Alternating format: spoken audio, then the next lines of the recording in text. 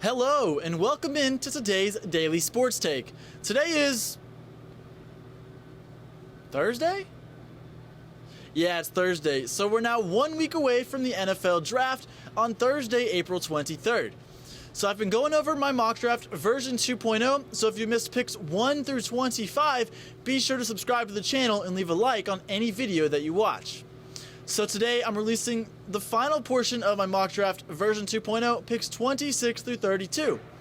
So starting with the 26th overall pick, I have the Miami Dolphins selecting running back DeAndre Swift out of Georgia.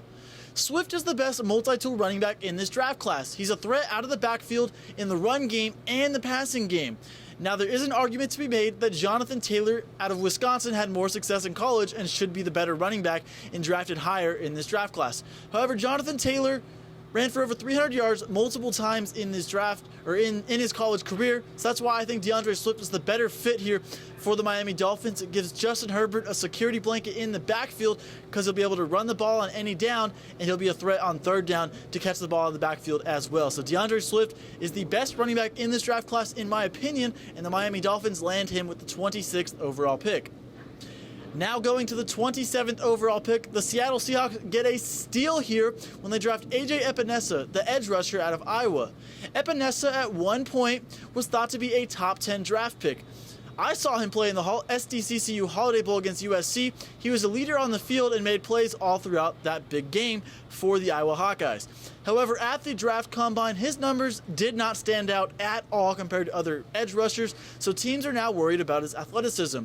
But when you continue to look at the tape, Epinesa is a guy who can step in on day one and rush the passer and be a leader on your defense. That's the kind of player that Pete Carroll wants on his defense, and so Seattle, who's likely to lose Jadeveon Clowney in free agency, can get his replacement who isn't as athletic but maybe just as good on the field in AJ Epinesa.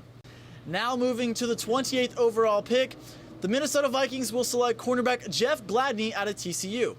The Vikings acquired this pick in my mock draft version 2.0, and they swapped the 22nd pick and others with the Baltimore Ravens. So the Vikings here need a cornerback. They lost 3 cornerbacks this offseason, so that's the biggest need on this team. A lot of people think they should draft Stephon Diggs' replacement in the first round, but I think they should stick with defense. They took an edge rusher earlier in my mock draft for the 25th overall pick, and now they take Jeff Gladney, who's the most hard-nosed quarterback in this draft class, not the most athletic, not the strongest. He's really skinny, but when you see him play in man-to-man coverage, he is a gritty player who's going to get under your fingernails.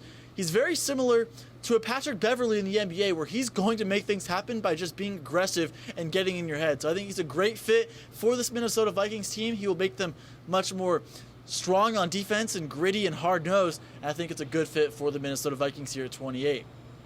So now to the 29th overall pick, the Tennessee Titans will get some defensive line help.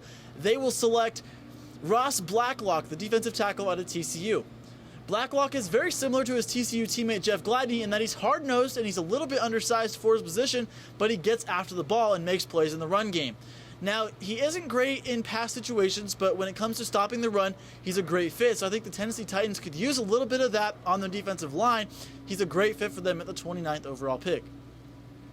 Now moving to the 30th overall pick, the Green Bay Packers select wide receiver T. Higgins out of Clemson. Now, part of me thinks the Packers should trade down because there's so many receivers they could draft, and that's really the biggest need on this team. They spent the last 2 seasons drafting defense, and now I think going towards offense here early on is the smart move.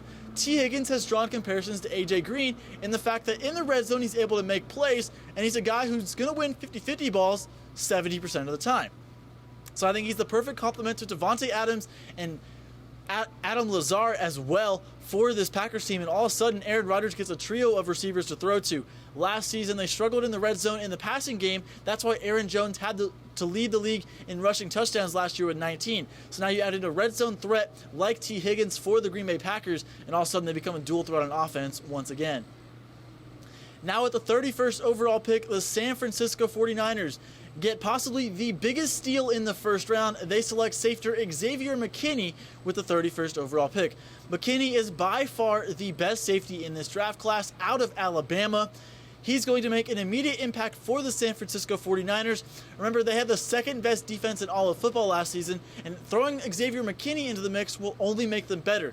He can learn from guys like Richard Sherman, and McKinney, who, yes, is a safety by heart, can also play cornerback in certain spots as well. So he's going to be very versatile and super useful for the secondary of the San Francisco 49ers. Now with the final pick of the first round, the defending Super Bowl championship team, Kansas City Chiefs, select defensive tackle Neville Gallimore out of Oklahoma. Gallimore doesn't have a first-round grade by a lot of other experts, but I think he's the perfect 300-pound body for the Kansas City Chiefs to fill some holes on that defensive line. They're losing Chris Jones in free agency, and this team has a lot of holes for a defending champion, but I do think the defensive tackle position will help shore up some of that holes on defense. So I think he's a good fit for the Kansas City Chiefs here at 32, so Neville Gallimore out of Oklahoma is the final pick of the first round in my 2020 mock draft version 2.0. So there you have it. That wraps up picks 26 through 32. Let me know what you think down below in the comments section. And hey, do you think I should start a mock draft version 3.0? Let me know as well. Send me a message on Twitter or comment below.